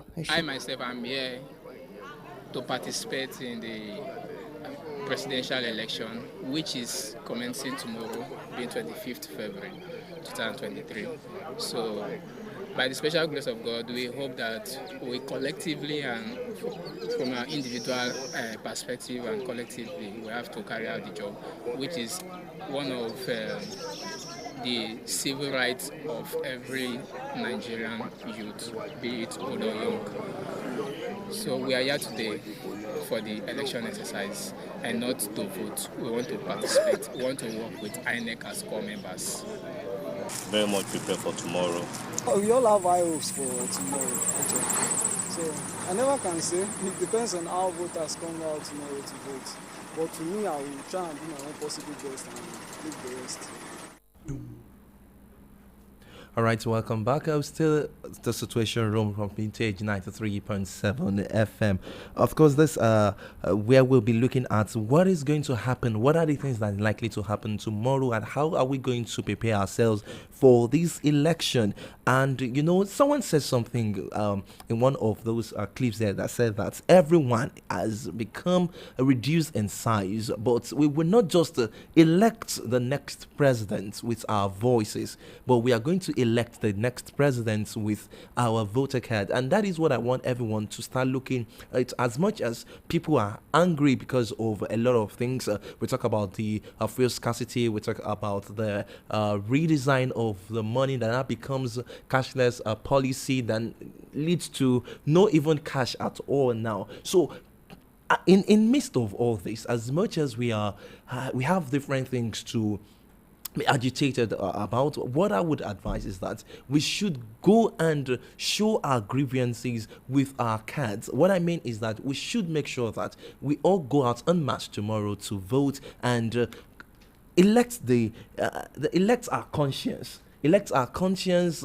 tomorrow. You know, don't let anyone to talk you out of your preferred candidates. As much as we have like 18 political parties registered, and Femi, I was about we have just 18 political parties registered, unlike last year, I mean last election rather, that we have almost 70. ṣé ká béèrè pé ẹ̀rù ń bà wọ́n ni pé àwọn ò tún lulẹ̀ àbí. What I would say is that I think one of the challenge from that is because of the ballot paper. You know, we have 70 on the ballot paper, then you give us as long, you know, that long ledger that you just have to start looking out for. But now that we have limited choices, then we know, okay, this is the next. Join us live on our Facebook. Would you call through to 0704 7937 0704 7937, or we should know 2023 elections. Immigration boss Idris orders 24-hour border closure. The Nigerian Immigration Service, NIS, has ordered the closure of the country's borders throughout Saturday for the presidential and National Assembly elections. The control in a circular made available to a television news here today, and the circular titled Border National Assembly Elections. The federal government has directed 5th February 2023 to 12 noon on Sunday. Okay, I think 12 a.m. on Sunday, 26th February 2023, according to all command controllers, especially those in the border states, are to ensure strict enforcement of this directive. Ó dá ẹja sọ fún yín wípé nínú ìròyìn eléyìí tí ó jáde lọ́wọ́lọ́wọ́ báyìí, ibẹ̀ náà ni àjọ tó ń rí sí wọlé àti jáde ní orílẹ̀-èdè wa Nàìjíríà ti kéde ẹ̀ wípé gbogbo ẹ̀nu alábòde lẹ́kùnlẹ́kùn jákèjádò orílẹ̀-èdè wa Nàìjíríà kí wọ́n ti ẹnu alábòde orílẹ̀-èdè wa Nàìjíríà kí wọ́n ti pa. Ìdí abájọ tí wọ́n sì fẹ́ ti pa òun náà ni wípé láti lè fi dìbò yẹn fún ètò ìdìbò tí ó wáyé sípò ààrẹ àti ilé ìgbìmọ̀ aṣòfin àgbà ní orílẹ̀-èdè wa Nàìjíríà. Ibẹ̀ náà ni ìjọba àpapọ̀ ti kéde ẹ̀ gbogbo ẹ̀nu alábòde ìyẹn tó jẹ́ ẹnu ilẹ̀ ní orílẹ̀-èdè wa Nàìjíríà òun náà ni kí wọ́n ti pa bẹ̀rẹ̀ láti aago 12 ìyẹn ọjọ́ àbámẹ́ta ìyẹn ọjọ́ 25 oṣù kejì ọdún 2023 títí di ọjọ́ 26 ìyẹn títí aago 12 kọ́nù aago 12 ọjọ́ 26 ìyẹn Sunday 2023 gẹ́gẹ́ bí àtẹ̀jáde ọ̀hún bó ṣe jáde. I think now a lot of security apparatus are put in place for this election to make sure that things go on smoothly. And I would just, I won't be surprised if we have complete, and I mean it, complete free and fair election, especially in the area of thuggery, ballot snatching, and the likes. You know, I saw a clip on social media yesterday, and a soldier was actually recording himself and saying that if they burn you, tọ́má ti bí ẹ̀dá kan gbìyànjú láti sọ pé o fẹ́ lọ jí àpótí ìdìbò ó tiẹ̀ ń sọ pé tó bá fẹ́ sọ pé ògùn tí babaláwo ẹ fún ẹ ó fẹ́ dájú ó yá gbìyànjú kó lọ jí àpótí ìbò ó rí nǹkan tí ó ṣe ọ́. And you know, when we are getting a signal like this, it appears that our security officers, our security agencies are doing the exact thing they are expected of to do in terms of making sure that everyone is secured. And the IGP also has directed, following all political office orders tomorrow, so that everyone should now be on standby tomorrow. But another thing is that I hope that will not instill fear in the mind of electorate when they all see show of force and they see force men standing, and you know, people can be wọ́n tiẹ̀ ti sọ pé àwọn tó bá jẹ́ school kan títì ni wọ́n á lọ wà. That's nice. At least it's going to give people this boldness. And looking at this voter card collection, 93,469,800 voter registration, and we have 87,209,007 Nigerians have collected their PVCs. So now, as we stand now, we have the total number of 87,209,007 eligible to vote tomorrow. I hope with this number we will have matching number of people that will come out to vote tomorrow. Ohun tó tẹ̀ máa ń dùn mí nínú ọ̀rọ̀ àwọn èèyàn wa ni pé wọ́n á ti gba káàdì ìdìbò alálòpẹ́ wọn tó máa ti gbà tán ó bá di ọjọ́ ìdìbò wọ́n lọ mọ́ gbá bọ́ọ̀lù. Some people are just getting this card just for means of identification. That's okay. If there is any cost to bring any regulated card, then they know that okay, this is the next thing I want to present just for. But we hope that it will not repeat itself at this time around, as we have a high number of new voters. We have the first time voters this time around. People really want to vote, and especially the youth. So we hope that we'll be having that turning out tomorrow when the election starts in the morning. Ẹgbọ́ ibo là ń lọ ní orílẹ̀-èdè wa Nàìjíríà. Which way Nigeria?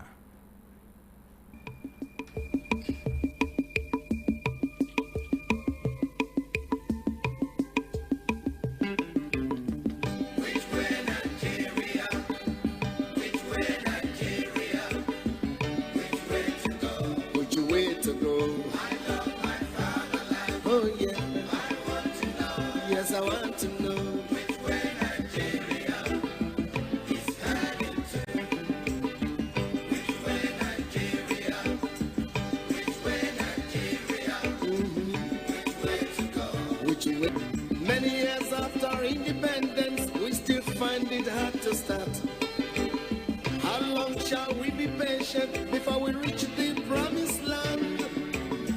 Let's save Nigeria, so Nigeria won't die. Which way Nigeria will land? Oh yeah. I want to know. Yes, I want to know. Which way Nigeria is heading to? Every little thing that goes wrong, we start to blame the government. We know everything that goes wrong because we are part of the government. Let's save Nigeria, so Nigeria won't die. Which way Nigeria? Which way Nigeria? Tell me, which way to go? Which way to go? I love my fatherland. Oh yeah. I want to know. Which way Nigeria is heading to? Inefficiency and indiscipline is ruining the country now. Corruption here, there, and everywhere. Inflation is soaring high. Let's save Nigeria, so Nigeria won't die. Which way Nigeria? Which way Nigeria? Which way to go? Which way to go? I love my fatherland. Oh, sure, sure. I want to know. Yes, I want to know. Which way Nigeria is heading to? We made mistakes during the oil boom, not knowing that was our doom. Some people now have everything, while many, many have nothing. Let's save Nigeria. ẹja dòòlà orílẹ̀-èdè nàìjíríà torí pé ọjọ́ ọ̀la ọjọ́ iwájú àwọn ọmọ tí ń bọ̀ lẹ́yìn ń bẹ lọ́wọ́ wa o. ìròyìn wọlé ní yàjóyàjó wípé àjọ tó ń ṣe àmójútó iṣẹ́ ọlọ́pàá ìyẹn the Police Service Commission òun náà ló ti rọ gbogbo àwọn ọlọ́pàá àti àwọn òṣìṣẹ́ elétò ààbò míì láti ṣiṣẹ́ wọn dójú àmì gẹ́gẹ́ bí ọmọ orílẹ̀-èdè nàìjíríà wípé kí wọ́n ṣe àrídájú ẹ̀ wípé àwọn ọmọ orílẹ̀-èdè nàìjíríà wọ́n dìbò wípé àwọn olùdìbò ohun nǹkan tí wọ́n á fi dìbò agbègbè ìdìbò òun náà ní ààbò tó gbópọn wà fún. wọ́n ní àjọ yìí náà ló rọ gbogbo àwọn òṣìṣẹ́ elétò ààbò láti ṣe àrídájú ẹ̀ wípé àwọn ọmọ nàìjíríà ó sì nípa gẹ́gẹ́ bí ẹni tí ń ṣe alukoro àjọ yìí Ikechukwu Ani òun náà ló sọ léyìí di mímọ̀. wọ́n ní pé Ani ó tọ́ka sí o wípé àjọ Police Service Commission wípé àwọn gbàgbọ́ wípé ìkẹsẹ̀járí ètò òdìbò gbogbo tọdún 2023 òun náà ló wà lọ́wọ́ ìfarajìn àwọn àjọ yìí. òun náà ló wá ké sí gbogbo àwọn àjọ lọ́nìrànràn wípé kán ṣiṣẹ́ papọ̀ mọ́ra wọn o torí pé àgbájọwọ́ la fi ń sọ̀yà àjèjì ọwọ́ kan kò gbẹ́rù dórí gbẹ̀ngà. The Police Service Commission has urged the police officers and all the security agencies to exhibit the highest level of patriotism in ensuring that Nigerian voters, voting materials and atmosphere for elections are secured and safe for the election.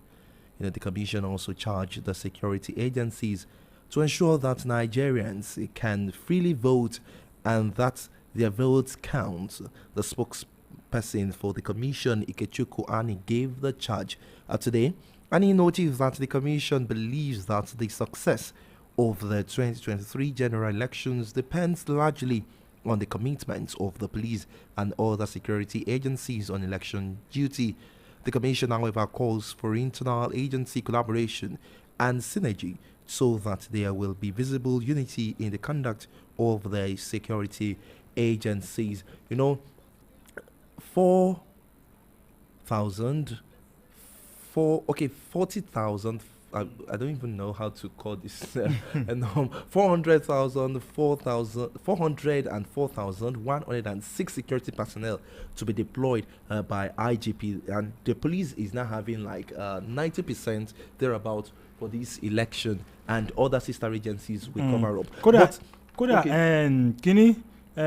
kí ló ń pè ẹni tí ń ṣe ọ̀gá àgbà iléeṣẹ́ ọlọ́pàá ó ti sọ pé àwọn kọmíṣánná iléeṣẹ́ ọlọ́pàá mẹ́ta ọ̀tọ̀ọ̀tọ̀ òun náà ló ti fi ṣọwọ́ sí ìpínlẹ̀ Imo wípé àwọn mẹ́tẹ̀ẹ̀ta yìí wọ́n á ṣe àmójútó ètò òdìbò láwọn ẹkùn òdìbò mẹ́ta tó jẹ́ ti àgbà ìyẹn 3 senatorial districts tó wà ní ìpínlẹ̀ Imo àwọn wò pé lọ́pọ̀ ọgbà àwọn èèyàn máa wò pé ṣé àwọn commissioner ó pé ṣé wọ́n ní ṣiṣẹ́ ni ṣáwọn ìṣọ́ngbé wọn nìkan ní òmò ṣiṣẹ́ ni ṣùgbọ́n ní ìsìn ọ̀gá àgbà iléeṣẹ́ ọlọ́pàá ó ti fi dá wa lójú pé kò sẹ́ni kankan tí ò ní ṣiṣẹ́ nù wọn gbogbo wọn náà ni ó ṣiṣẹ́. You know, Femi, one of the things that happened last election, the INEC boss in 2019 actually said that there is always or oftentimes emphasis on the number of security personnel that has been assigned for election. But at the end of the day, there is not always a proper distribution that they eventually leave the materials and the ad hoc staff to face the consequence if there is any riot or any challenge like that. I hope it will repeat itself this year with this number of security personnel. Pẹ̀lú ìfidánilójú tí wọ́n fi ń dá wa lójú pé kò ní sí gìrì àparò ẹ jẹ́ á gbàgbọ́ bẹ́ẹ̀ ká sì ní ìrètí ká sì máa gbàdúrà ká tún wá joyè alákàn ojúlẹ̀ alákàn fi ṣọ́rí torí pé àdúrà láìsí iṣẹ́ òkú ni Bíbélì pé bẹ́ẹ̀ yẹn bá ń gbàdúrà tí ò bá ṣiṣẹ́ tọ́ ọwọ́ ẹ̀ ló wà. Ẹ jẹ́ á ṣe àrídájọ́ wípé ń bẹ lọ́wọ́ wa ọjọ́ ọ̀la ọjọ́ iwájú orílẹ̀-èdè Nàìjíríà ọwọ́ wa ló wà o.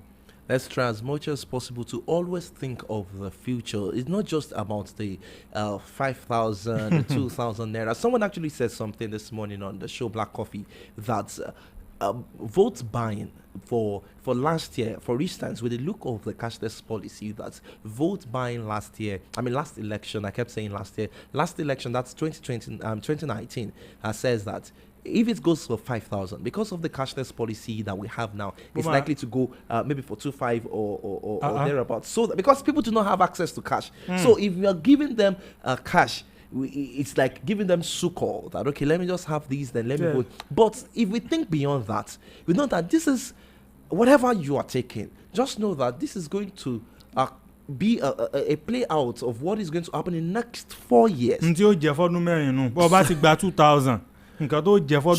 So is it not better for us to just vote our conscience and vote the preferred candidate to you, whoever that is contesting, and you just feel like this is the best person for this position? Cast your vote, wait till you count your vote, and thank God for this Beavers electron machine that will be using this time around. It appears that okay, one of the fear of people that do not know is that it works with a network, but we've heard that this Beaver does not work with network, that it is safe. It's just to be charged, and it's the only time that you need network is when they are collecting the result or sending the results to the next level. So we hope that we won't have any challenge of there's no network. ẹja ní ìrètí bẹ́ẹ̀ ṣùgbọ́n ìròyìn kan jáde o a sì kà nínú ìròyìn àgbáyé wa tá a kà ní òní èmi náà mọ̀ kà á wípé ẹni tí ń ṣe ọmọlẹ́gbìmọ̀ aṣòfin aṣojú ṣòfin wọ́n mú pẹ̀lú owó ilẹ̀ òkèèrè wọ́n gbà mú wọn ní iléeṣẹ́ ọlọ́pàá gbà mú pẹ̀lú owó ilẹ̀ òkèèrè wọ́n wò pé ìgbà táwọn ti rí náírà pé káwọn kú mọ́ ná dọ́là àbí pound sterling. But with that, it's not just to give us intelligence. It's not just to give us information. The question is how. I'm sure this person did not manufacture this money, and how do we still need to be getting to see all these things? Election is just not even up to a day now. It's less than 24 hours that election is taking place, and when we have our representatives, I'm talking about people in the political office holders and public office holders, and doing this, and it's questionable.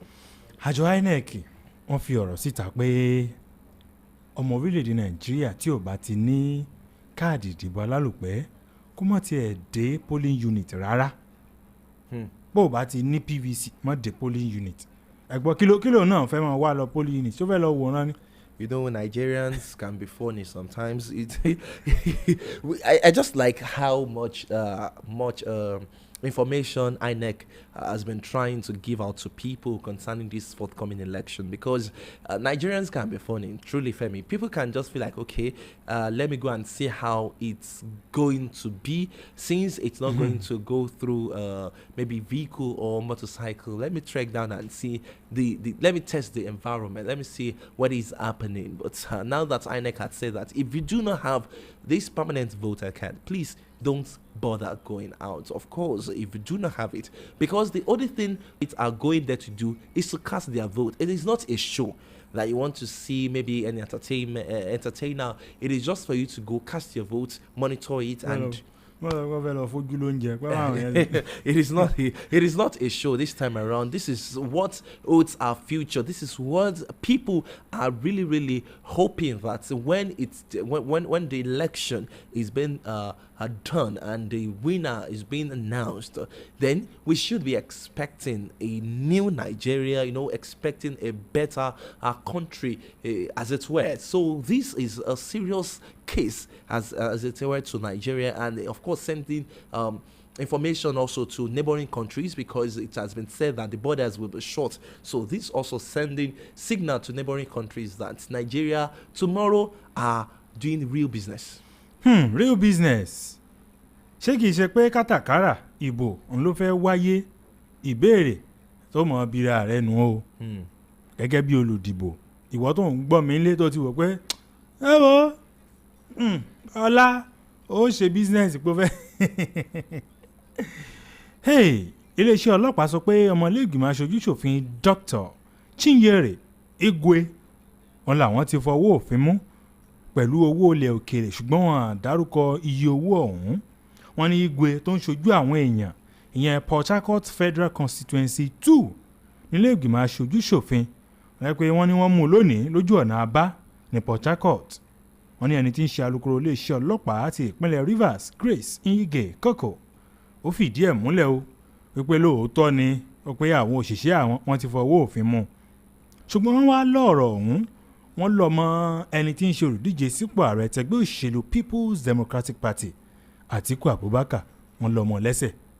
Wọ́n ní alátìlẹyìn tó dájú, gẹ́gẹ́ bí wọ́n ṣe kọ́ léèbó, wọ́n ní staunch supporter of the People's Democratic Party presidential candidate Atiku Abubakar ni. Gbẹ̀ngà. It's really dollar. It's really tó bá rí àwòrán yẹn dọ́là mà ni. I can see I can see it there, and here I think it's almost $498,000 of course has some points after, and the Rivers State Police Command has arrested a federal lawmaker, Dr.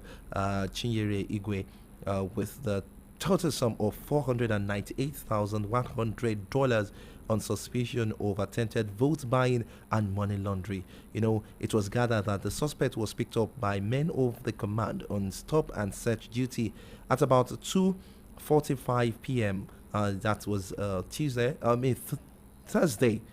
Also found in his possession was a list of the distribution of the money. Okay, now it's not just the money. No, it has to do with how the money will be distributed. And Police Publication Officer of Rivers State Police Command, Grace Irenge Koko, confirmed the arrest in a statement issued on Friday. She said the suspect was apprehended close to the headquarters of the Independent National Electoral Commission, INEC, adding that the Assistant Inspector General of Police in charge of election, Abu Tuyaro, has ordered swift interrogation and arrangements in court. So having this, I think, yes, we should commend the security operatives for doing the right job. But the question is, after the interrogation, and something again, Femi, I would just advise that when we have cases like this, can we see to the last end? Egbo, Chama. Ìbéèrè ni. Because ṣé kò ní í sí pé wọ́n gbà sábẹ́ kápẹ́ẹ̀tì ní gbọ́ nǹkan kan nípa ẹ̀mọ́ rárá. Which way Nigeria? Which way? Ọ̀nà wo la fẹ́ gbà lọ? Which way Nigeria?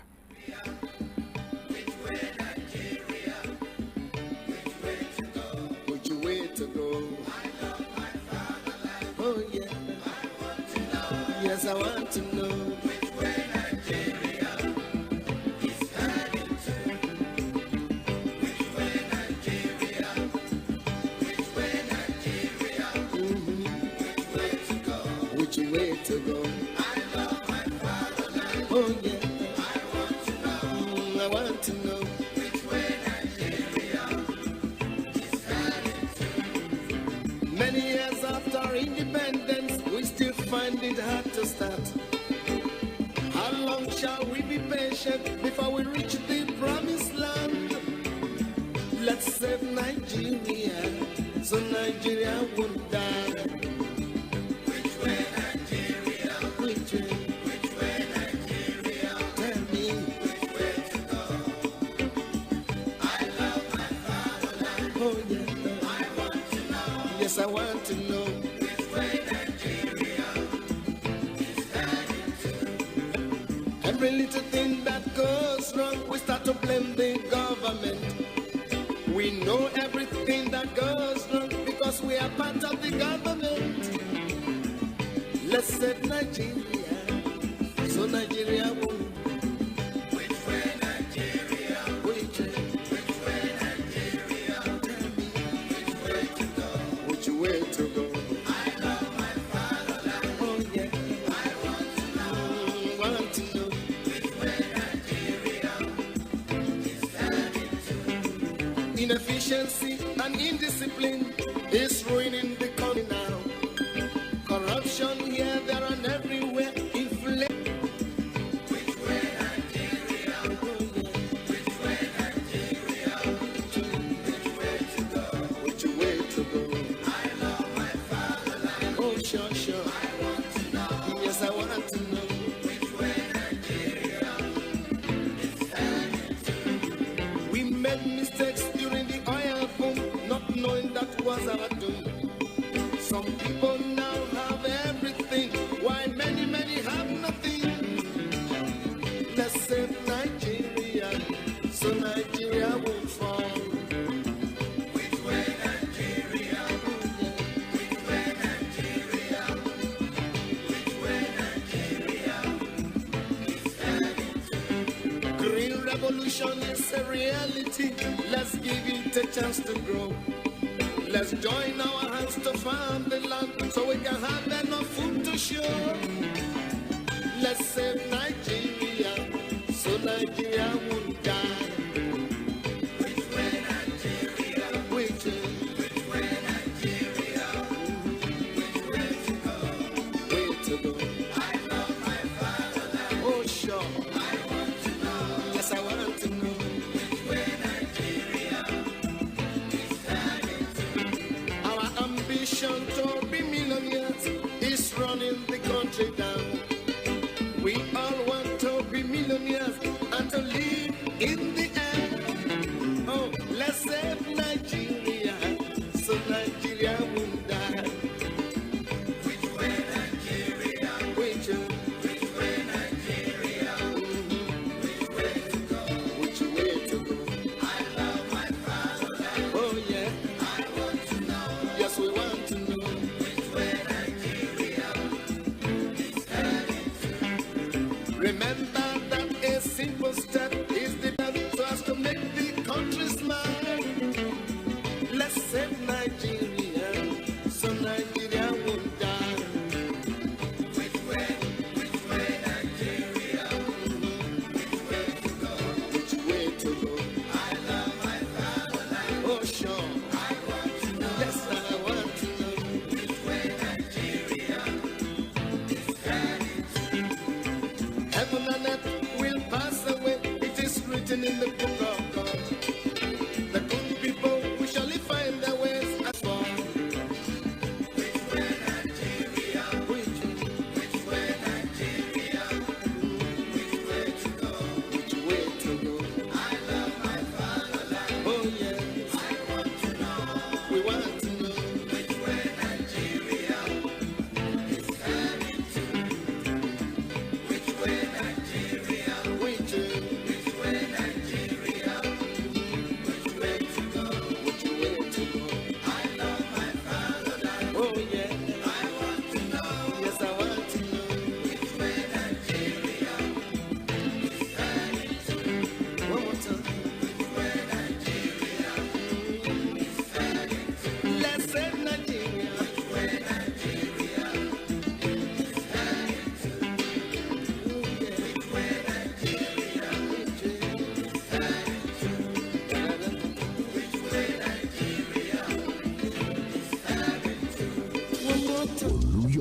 city, we are here. Ibadan. Check us out on 93.7 FM. Vintage. Vintage. Vintage. Vintage. Vintage.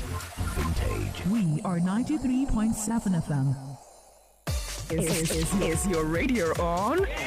It better be on. 93.7 FM. Vintage. Radio. Just the way you want it. Vintage. Vintage. 93.7 FM. Vintage. Radio. Just the way you want it. Tá a bá ń sọ nípa ilé-iṣẹ́ ìgbóhùnsáfẹ́fẹ́ tó milẹ̀ tìtì, ẹyẹ méjì kì í jàṣà, àwa ni Vintage 93.7 FM.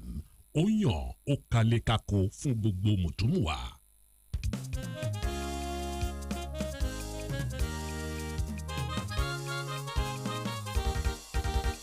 An honest, kò síbikíbi tí mo rè tèmi ò ní fọwọ́ sọ̀yà ọmọ Naija máa ní mí. I pledge to Nigeria, my country, to be faithful, loyal and honest. Kò síbikíbi tí mo rè tèmi ò ní fọwọ́ sọ̀yà ọmọ Naija máa ní mí. To defend our unity, uphold our honor and glory. Kò síbikíbi tí mo rè tèmi ò ní fọwọ́ sọ̀yà ọmọ Naija máa ní mí. I pledge to Nigeria, my country, to be faithful, loyal and honest. Kò síbikíbi tí mo rè tèmi ò ní fọwọ́ sọ̀yà ọmọ Naija máa ní mí. To defend our unity, uphold our honor and glory. Kò síbikíbi tí mo rè tèmi ò ní fọwọ́ sọ̀yà ọmọ Naija máa ní mí. I pledge to Nigeria, my country, to be faithful, loyal and honest. Kò síbikíbi tí mo rè tèmi ò ní fọwọ́ sọ̀yà ọmọ Naija máa ní mí. And every Nigerian know, every Nigerian ni mo ṣàyè wá. Mo ṣìlúyà, àṣìlúyà bóyá olórí la máa ń ṣìyàn. Ó dẹ̀ tún lè jó nílùú tó lù kúrò mí. Ló sábà mọ̀ tá bá ti fọ́ sí fèrè. Ló fọ́ síta nílùú Naija. Kò sábà tí ò dá ó lè jẹ́jọ́ yẹ burúkú. Bó ṣe jọba ìlú, bó ṣe ti ìkọ̀rọ̀ yàrá. Táwọn alátìlẹyìn ló lágbára jù níjọba. And every Nigerian know, every Nigerian ni mo ṣàyè wá. Mo ṣìlúyà, àṣìlúyà bóyá olórí la máa ń ṣìyàn o. Ó dẹ̀ tún lè jó nílùú tó lù kúrò mí. Ló sábà mọ̀ tá bá ti fọ́ sí fèrè. Ló fọ́ síta nílùú Naija. Kò sọ́ba tí ò dá ó lè jẹ́jọ́ yẹ burúkú. Bó ṣe jọba ìlú, bó ṣe ti ìkọ̀rọ̀ yàrá. Táwọn alátìlẹyìn ló lágbára jù níjọba. Olórí jẹ́ ní Naija o, tìbílẹ̀ ni, tìpínlẹ̀ ni, torílẹ̀-èdè ni. Olórí jẹ́ ní ìlú Naija. Ìmí àṣẹ dáadáa á kú kó ṣe délẹ̀ o. Ìmí ò ní ṣe dáadáa torórí ṣiṣá ní wa. Àtẹ tó ṣe díẹ̀ àtẹ̀yí tí ò ṣe rárá. Ìlú bá kígbe wípé jọba rú ẹ̀ ò dá. Èmi ò ní sọ́rù ẹ̀ torí pé mi ò rí wọn tán. Kò sọ́ba tí ò dá ó lè jẹ́jọ́ yẹ burúkú. Bó ṣe jọba ìlú, bó ṣe ti ìkọ̀rọ̀ yàrá. Táwọn alátìlẹyìn ló lágbára jù níjọba. Àní bọ́lọ́rí jẹ́ ní Naija o, tìbílẹ̀ ni, tìpínlẹ̀ ni, torílẹ̀-èdè ni. Bọ́lọ́rí jẹ́ ní ìlú Naija. Ìmí àṣẹ dáadáa á kú kó ṣe délẹ̀ o. Ìmí ò ní ṣe dáadáa torórí ṣiṣá ní wa. Àtẹ tó ṣe díẹ̀ àtẹ̀tì ò ṣe rárá. Ìlú bá kígbe wípé jọba rú ẹ̀ ò dá. Èmi ò ní sọ́rù ẹ̀ torí pé mi ò rí wọn tán. Kò sábà tí ò dá ó lè jẹ́jọ́ yẹ burúkú. Bó ṣe jọba ìlú, bó ṣe ti ìkọ̀rọ̀ yàrá. Táwọn alátìlẹyìn ló lágbára jù níjọba. Káyọ̀ ṣe bí ẹni wọ̀n la, èèyàn mọ̀lá. Káyọ̀ tó tọ́ káyé lè dọ́gba. Torí bá ń ṣe ìtajà kan lọ fi síbi kan. Tọ́mọ tọ́tọ̀ wà lọ kó tiẹ̀ bọ́mọ yín. Ìgbà tí ò lọ́la tọ́mọ yín lọ́jọ́ ọ̀la. Insecurity tó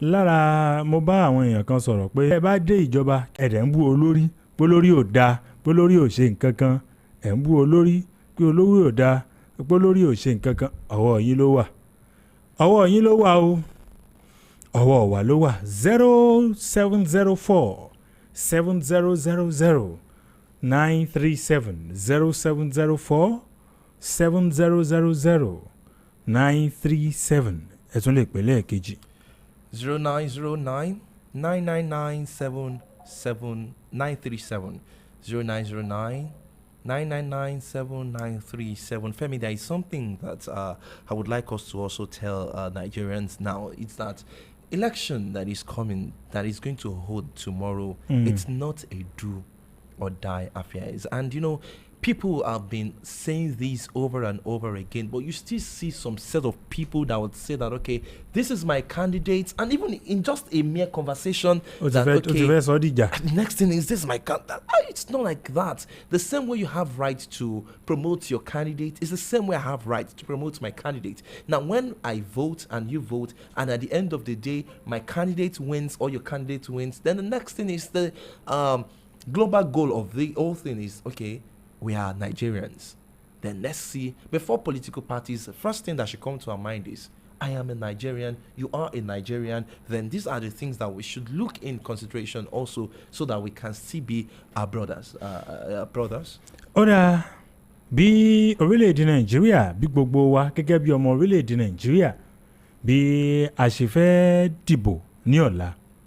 Wọ́n ní àwọn èèyàn tó jẹ́ wípé wọ́n ti láǹfààní wọ́n ti yán yọ wọ́n sì ti perégedé wọ́n ti fi gba ọ̀rọ̀ jọkà láti dìbò òun náà ní 87.2 million voters òun náà ní àjọ INEC ló ti máàkì báyìí pé wọ́n ti yán yọ o wọ́n lè dìbò ó bá ilé di ọ̀la. Yeah, I have 87,209,007. You know, it's a good development, and if you look at this total number, you would see that we have the youth taking almost, I think, they're about 60 or let's say 60% from these, and it's really encouraging, especially when we look at the new time voters, people between the ages of 18 and let's say 20 something. So they are going actions. So maybe they are not thinking, okay, we don't have your voter card, you won't be able to write certain exam or participate in certain education. But for generally, I would say that yes, a welcome development. Nigeria now are going out to get their PVCs, and looking at those people that are unable to get their PVCs number of this year compared to last year. This year, it appears that a lot of people were able to get their voter card, especially looking at Lagos being the lead, and we have Kano and I think other state, maybe Kaduna also, that have the highest number of people that have collected their voters card. And these numbers that INEC has been giving out, it's going to help also to look into the results, so we can know if we have vote apathy. We have a lot of people that come out to vote, and it's going to help us to know, at least to help the calculation also for people that have access to this number. Àjọ INEC fi gbèdéke àti àkójọpọ̀ kan síta wípé ní ìpínlẹ̀ Èkìtì iye èèyàn tó yẹ pé wọ́n fi orúkọ sílẹ̀ pé àwọn fẹ́ dìbò òun náà ló kéré jù ní orílẹ̀-èdè Nàìjíríà. Wọ́n ní 958,052 voters. So the question is, why are they? Yeah, okay, the Ekiti people, they would say that they are the academicians. So let's say maybe they were in school, so they couldn't get access to it. But it's not have this as access to. I mean, that has this voter card. We go out en masse tomorrow, and everyone that has it, we go to vote tomorrow to cast their vote. That is the main purpose of these, and let's watch out. It's going to be another narrative. I believe it's going to be another narrative of what we've been having, looking at this time we have beavers as an electronic goes seamlessly, and it's going to work out fine. But as we always say, that tomorrow is not just for us to go out, for people that are thinking going out then, do business because of the cash, so you can be part of this conversation. Let us know how far you've prepared and what is happening in your own area concerning these developments. Have you even checked out your PVC? Do you know where it is? Do you know where your polling unit is? Have you gone to check how close it is? Do you need to move from your house to where your polling unit is, at least to look for? This is the time that we should be friends with each other. So if you think your house is far to your polling unit, I can just speak to Femi that Femi, my house is far to the polling unit, or can I come and stay over to your at least so that I can walk freely to my polling unit tomorrow, just because of this election? Because I wouldn't want a situation whereby Nigerians will start coming up with excuses like, I do not have means of getting to where my polling unit is. So let us know what is happening. Let's know how far you've prepared. And the numbers to call is 0704 7000 937 0909 9997 937 0909 9997 937 on your Jopo to Inokulu Vintage 93.7 FM. You know, there was one election, I think the last election now had that was postponed. And that morning, everyone have even prepared that, okay, people have gone on field, the reporters have gone on field, and it was postponed that, okay, there won't be election that day. So one of the women I interviewed, the next thing the woman said was that, permit me to speak in Yoruba, and I hope Femi is going to interpret in English. And the woman said that, Timothy Ra, and the question is now, mommy, I don't understand. Like, etisera ejatevefisi for what? Hello, good afternoon. Bẹ́ẹ̀ bá ti pè ẹ kúrò nídìí ẹ̀rọ rédíò yín torí etí ògbéjì ká lè gbéra wa dáadáa 0704 7000 937 0704 7000 937. So, Femi, what I'm saying in essence is that people will not think tomorrow is a public holiday declared for them to rest. Ẹ bá ti dìbò, ẹ bá ti padà wọlé yín, ẹ lè lọ sinmi, kẹ́ lọ jẹja, ẹja dídín. Ó jẹ́ Titus ní àbí kan, ẹ lọ jẹ. Ẹ má wá sọ pé torí pé ẹ fẹ́ dìbò, torí pé ẹ fẹ́ jẹun, kẹ́ ẹ má lọ dìbò, kẹ́ ẹ má lọ ṣe ojúṣe yín gẹ́gẹ́ bí ọmọ orílẹ̀-èdè Nàìjíríà. Ó ṣe pàtàkì, ó sì ṣe kókó. DJ Kọ́, ẹ jẹ́ dókè lọ́hùn-ún. Àǹpadà wọn.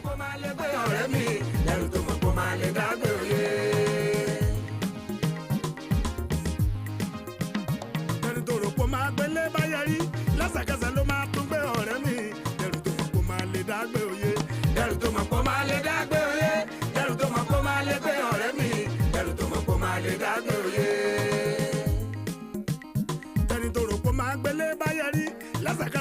tún gbé ọ̀rẹ́ mi dẹrù tó mọ̀ kó máa lè dágbé òye dẹrù tó mọ̀ kó máa lè dágbé òye dẹrù tó mọ̀ kó máa lè gbé